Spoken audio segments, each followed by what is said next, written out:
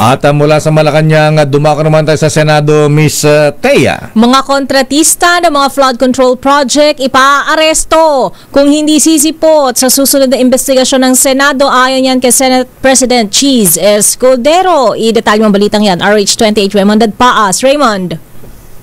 Mr. Mayor, obligado ang mga may-ari o presidente ng mga construction companies na isinasangkot sa mga substandard at gross flood control projects na dumalo sa investigasyon ng Senate Blue Ribbon Committee sa September 1. Ito ang binigyang din ni Senate President Francis Cheese Escudero kasunod ng report na naipadala ng subpina sa 4 na kumpanya sa Metro Manila at susunod na bukas ang mga nasa probinsya.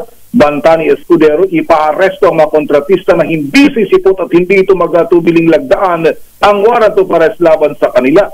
Sabi ng Pangulo ng Senado, alam na makaukulang ng negosyante at kanilang mga abogado nang hindi susunod sa subpina ay maaaring ipaaresto. Narapat lamang na humarap ang mga ito pang ipaliwanag ang kanilang panig laban sa akusasyon na may mga substandard o kaya ay meron silang ghost flood control projects.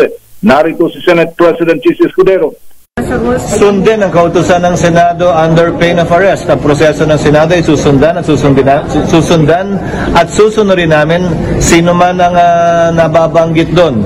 So subpoena ito na sana galangin nila kasi nakalagay naman doon under pain or penalty of law. At yon ay pag-aresto sa kanila para dumalo sa hearing kung sila ay hindi susunod sa subpoena ng Senado.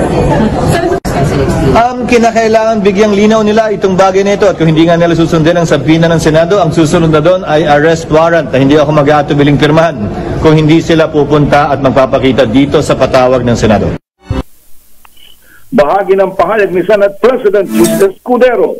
Ito si RH28 Raymond Paas para sa DZRH, una sa Pilipinas, una sa Pilipino.